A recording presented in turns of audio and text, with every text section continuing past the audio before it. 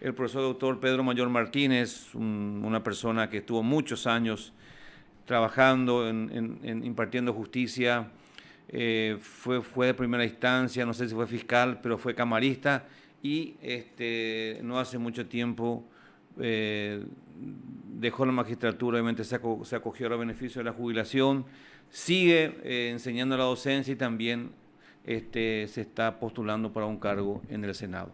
Doctor Pedro Mayor, ¿cómo le va? Buenas tardes. Buenas tardes, JJ. Y bueno, por acá encantadísimo con la invitación, con mi gran amigo Ángel Coena, a que agradezco, por supuesto, que impulse todo esto y estamos dispuestos a compartir y a intercambiar opiniones. Bien, antes saludamos a nuestra productora Celsa, que está allá detrás de los cristales, junto con Candela, que está en la consola. Y también un saludo a nuestro presidente, el doctor Ángel Cohen, a los miembros de la comisión directiva, del comité ejecutivo y a nuestros socios y socias que nos siguen en todo el territorio nacional. Bueno, doctor, hace poco dejó la magistratura. ¿No fue fácil? ¿Fue difícil? ¿Fue fácil? A ver, una buena pregunta. Primero porque creo que son 27 años de continua reflexión, de continuo debate, diálogo con los colegas, con los abogados de los que aprendí muchísimo.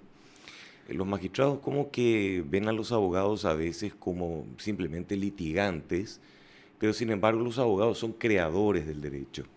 Los abogados son los que profundizan la crisis, la fundamentan, bajan la constitución, bajan la ley y ofrecen al magistrado una versión, por supuesto, una realidad acorde a los intereses que en muchos casos representan, pero tenemos que entender que en un conflicto los abogados, uno de ellos, una de las contrapartes, indudablemente, argumentará una realidad que estará más ajustada, por supuesto, a la verdad de los intereses que defiende. Pero cualquiera sea el sentido de esa defensa, la que pretende imponer una realidad con una narrativa que no corresponde y la que sí corresponde, el magistrado es el que se nutre finalmente de todo ese conocimiento que aportan.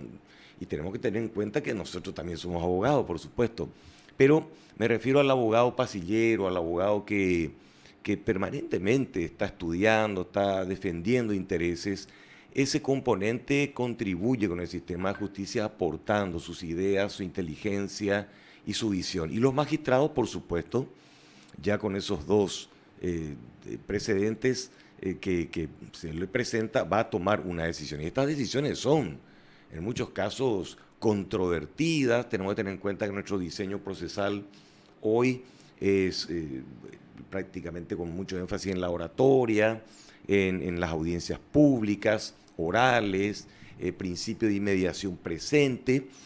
El juez de garantías, en este caso, el juez de garantías es el que tiene que estar enfrentado permanentemente a momentos de mucha tensión y tiene que tomar decisiones inmediatas, cosa que muchos abogados se quejan, que dicen que no es así. Pero claro, esta trayectoria mía me llevó a pasar por diferentes niveles. Fuimos buenos inquisidores. En su momento, en el 95, ingresamos al sistema de justicia como jueces en lo criminal. En esa época. Esa época. En la vieja. Claro, Cuando claro. yo era pibe, yo me escuchaba el juez del crimen, pero nunca me acuerdo el nombre que se me quedó grabado, el doctor Nelson Mora, doctor. Claro, sí, sí, sí. Era que se me grabó, yo era un pibe, mitad ahí, ¿verdad? Y bueno, Es así. no sé, obviamente lo habrá conocido, ¿verdad? Claro, no, por supuesto que lo conocí como abogado, yo en este caso como abogado, él como juez, y luego al revés, Sí, ¿verdad? Él ¿verdad? como abogado y yo como Claro, juez. dos cosas de la vida, ¿no? Sí, sí, sí, pero nos gustaba no tanto usar la expresión jueces del Pero, crimen, sino jueces en lo criminal, ¿verdad? bueno. Porque si no parece ser que la connotación era que nosotros éramos jueces criminales, cosa que la gente rápido, ¿verdad? Se predispone para esa suerte de denostar un poco a una justicia que siempre se vio arrinconada por estas experiencias negativas que se han tenido de muchos magistrados, muchos fiscales que quizás no honraron a la magistratura y que esta ciudadanía, siguiendo un poco aquella vieja historia de hazte amigo del juez, y cosas así, bueno, construye también sus propias narrativas, sus propias realidades, y un sistema de justicia que a veces le brinda esos insumos como para seguir pensando mal, que es un poco la tarea de la Asociación de Magistrados ahora, de ir cambiando un poco esa perspectiva que se tiene. Y te decía, buenos jueces e inquisidores respondiendo a un modelo legal que ya no respondía al modelo constitucional y que luego ya a partir del 2000 ingresamos como jueces de garantía durante 15 años. Ya con la nueva ley, sí, con el nuevo Código de Procedimientos, nuevo Código Penal, ya llevando adelante la Constitución y enfrentando nuevos desafíos, nuevos paradigmas. Doctor, ya que usted ahora está, digamos, descansando con su familia, ¿cómo está viendo? Ya, siendo camarista, recuerdo que a usted le preocupaba la carrera judicial, le preocupaba lo poco que ganaban los magistrados, el proceso de jubilación que era muy lento. ¿Cómo ve usted esa realidad desde fuera, doctor? Ya me imagino que puede opinar con mayor tranquilidad, ya sin tener ese compromiso. Bueno, yo soy de magistrado, pero bueno, obviamente, pero ahora me imagino que podrá expresarse más libremente. ¿Cómo ve, doctor? En realidad siempre me expresé con bastante libertad, cosa que quizás Bueno, me hizo granjearme algunos resentimientos, algunas opiniones encontradas inclusive con los propios ministros. Gracias a porque Dios. fuiste muy duro, ¿verdad? No. En realidad, a ver, hay dos tipos de situaciones en las cuales un magistrado puede llamar la atención. Uno, con sus propias resoluciones, que pueden ser emblemáticas. No digo que en el 100% de las resoluciones de los jueces acertamos, Claro. nos hemos equivocado, pero también hemos llamado la atención en muchos casos. Recuerdo como ya camarista, hemos instalado y nos hemos opuesto al sistema de apartamiento de los ministros para entender en ciertas causas que tenían mucho contenido político. Y era un clásico que los ministros firmaban, por ejemplo, un apartamiento y decían, no acepto esta causa. Y la expresión no acepto como causal para apartarse en entender una causa no existe en la ley. Pero había un pacto de no agresión entre los ministros y todo el mundo utilizaba la expresión no acepto porque ninguno de los ministros se impugnaba. Hasta que, claro, cae ya a nivel de camaristas y nos cae en la primera sala, en lo penal, y nos tocó en ese momento objetar el apartamiento de varios ministros. Y eso generó, por supuesto, un revuelo al interior de la propia Corte Suprema de Justicia. ¿Quién es este magistrado, camarista que osa prácticamente? Son las especulaciones en torno a las expresiones que pudieron haber existido, con alta probabilidad. ¿Cuándo fue ese, doctor? Y fue hace cuestión de 4 o 5 años atrás. Hace poco, nuevito. Sí. Y eran varios los camaristas que empezaron a mover el avispero, doctor. Efectivamente, el expresidente de la asociación, compañero mío, el doctor Gustavo Santander. También. También se suma, el doctor José Agustín Fernández también se suma a la línea de oponernos, ¿verdad? Es decir, de impugnar un apartamiento de un ministro cuando estos permanentemente amenazaban a los jueces que se apartaban sin razón, con sanciones disciplinarias, amenazando con la ley del jurado de enjuiciamiento, en sus resoluciones, eran los argumentos y fundamentos. Yo utilicé inclusive la propia línea argumental y fundante de algunos ministros, donde ellos mismos hacían mención a las responsabilidades personales por apartarse de las causas, con causales que no estaban previstas en la ley. Entonces, bueno, eso ya causó más revuelo aún, porque una persona tiene que ser coherente. Si yo cuestiono a un magistrado de un nivel diferente de utilizar argumentos o que no existen en la ley o argumentos que son insuficientes o que no fundan un apartamiento, lo menos que puede hacer un ministro de Corte Suprema de Justicia es ser consecuente con ese mismo argumento y por lo tanto, si se aparta una causa, pues tiene que usar las causales previstas en la ley y no inventarla, ¿verdad? No. Porque venía pasando, doctor. Exacto. Y a partir de ese momento... ¿Eso fue lo que a usted le causó roncha, doctor? No, más que nada. Simplemente era un detalle. A mí no me causó roncha. Yo creo que a algunos ministros le habrá causado roncha. A mí no. Pero A partir de ese momento y cuando empezamos, claro, a tener dos camaristas que resolvían ya hacer lugar a la impugnación, pues entonces la Corte como que hace una reflexión a su interior. Estimo que eso habrá motivado el diálogo entre los ministros de la Corte y a partir de ese momento, de varias impugnaciones que hemos hecho, cambió el procedimiento de los ministros de la Corte Suprema para apartarse y empezaron a fundar, que es lo que pide la ley en ese caso, ¿verdad? Pero anécdotas como esta hay muchas. No. Lo que finalmente la Corte uno se percata, decía yo, que a veces tomamos decisiones emblemáticas o paradigmáticas que la propia Corte a veces, que debe ser en realidad la que envíe un mensaje claro de constitucionalidad, de convencionalidad a sus magistrados y con esto proteger no solo al sistema de justicia como tal, sino proteger también a sus jueces, apoyando las decisiones que están sustentadas en la Constitución y la Convención, sino que también deben enviar un fuerte mensaje de que la Corte apoya a la constitucionalidad de las decisiones y apoya a la ciudadanía al mismo tiempo. O sea, una Corte independiente y fortalecida es lo que necesita el sistema de justicia, a lo que apuntamos con nuestras resoluciones. Porque cada vez que nuestras resoluciones iban a la Corte,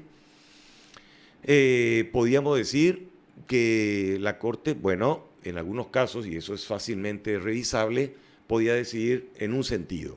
Pero en otro caso, un caso muy parecido, por no decir idéntico, la Corte podía resolver en sentido inverso. Es un poco la crítica que se le hace a la Corte Suprema cuando en reacciones pendulares, un péndulo va de un lado a otro con criterios jurisprudenciales que son legítimos, ¿verdad? En el sentido de cambiar.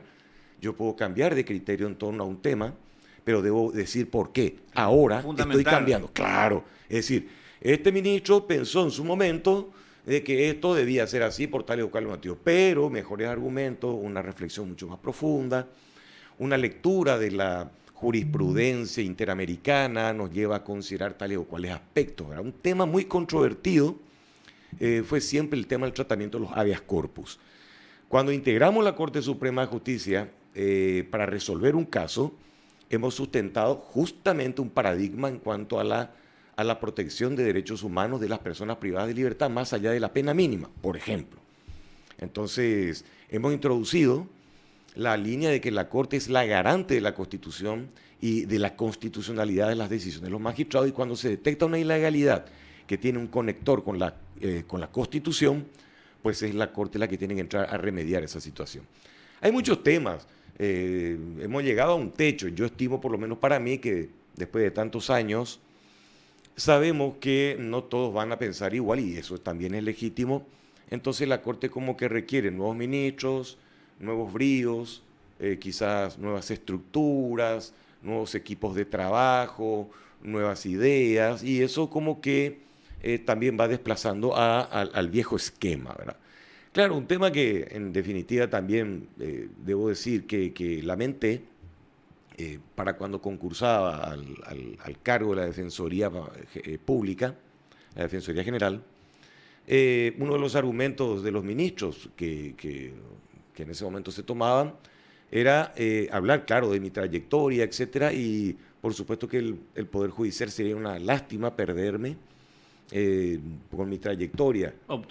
Claro, entonces uno como que dice, entonces ¿para qué hacemos trayectoria? ¿Para qué empezamos a pretender acceder a diferentes niveles de poder y de decisión, si finalmente la trayectoria, la honestidad, la independencia con la que hemos trabajado siempre, que debía ser en realidad el puntapié y el trampolín para un cargo de salida del sistema de justicia, no fue tomado en cuenta en ese sentido? Bueno, sí, eso como que también me llevó a decir, bueno, realmente la Corte, uno no tiene que trabajar demasiado bien. Parece ser que el trabajo que representábamos en la comisión técnica, que representábamos en los organismos ante el Congreso, apoyando las reformas legislativas, ante instancias internacionales, defendiendo posiciones, no fueron los elementos que fueron tomados en cuenta dentro de una meritocracia para acceder a cargos superiores. Entonces dije, bueno,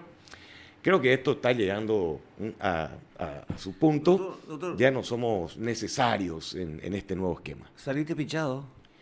No, yo no creo No, que así, salga o medio... pichado. No, a ver, lo que digo es esto. Uno sale como entristecido, Ahí no sí, bueno, pichado. correcto, entristecido. Entristecido, porque este es el día a día de muchos magistrados. Y tomo esto como punto de partida para las decisiones que toma la Corte en no confirmar a ex compañeros míos. ¿Qué pasó? ¿Verdad? ¿Qué pasó en este momento?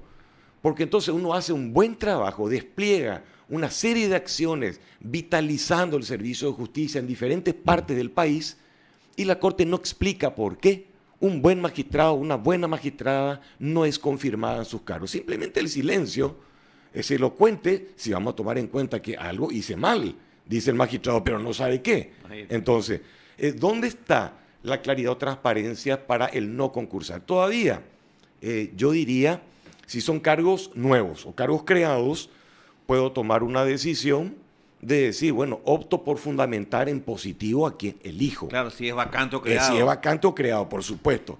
Pero si es un cargo que yo tengo mi posición, y creo que Cacho comparte conmigo esto, es si un magistrado está haciendo un buen trabajo, una carrera que es por la que estamos trabajando ahora, por supuesto, ¿verdad? Sí. No tener que someter al magistrado a esta suerte de calvario, de proceso kafkiano del Consejo de la Magistratura, tratando de estar granjeándose la buena opinión de algunos componentes políticos inclusive para volver a entrar en terna. Conste que tenemos esta ley y la decisión de la Corte que nos lleva a considerar en primer lugar ya esa trayectoria y que debíamos entrar preternados. Pero independientemente de eso, si un magistrado está en carrera y no es confirmado, tenemos que saber por qué no somos confirmados. Si hay una sospecha de ilegalidad, de corrupción, que actúen los órganos respectivos, que actúe el Ministerio Público, que actúe el jurado de enjuiciamiento si hay mal desempeño.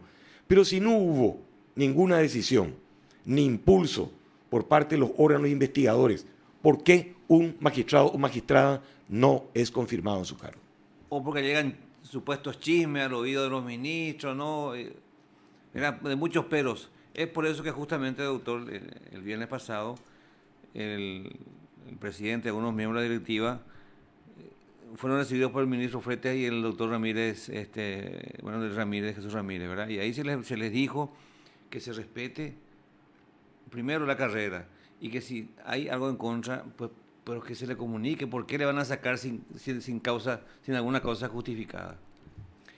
Es así, si somos jueces, ¿verdad? Si somos jueces, el sistema de justicia, claro, si el sistema de justicia se basa en elementos probatorios, indiciarios, aunque sean indiciarios, pero objetivos me refiero, porque este país es una máquina de crear rumores y de crear narrativa para que tal o cual persona no continúe en el cargo. Claro, está el famoso chisme de autoridad. Sí.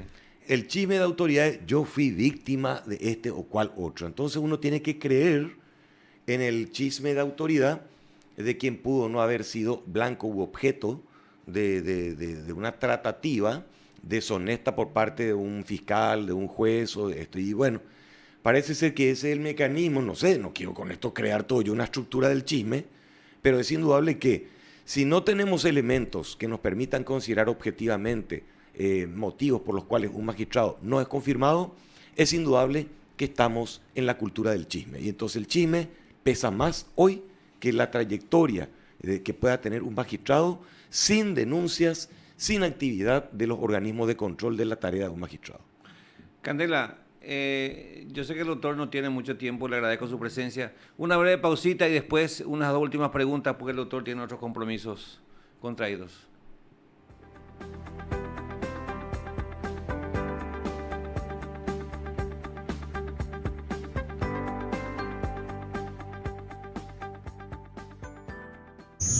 Poder de Síntesis, la marca registrada en Noticias Judiciales.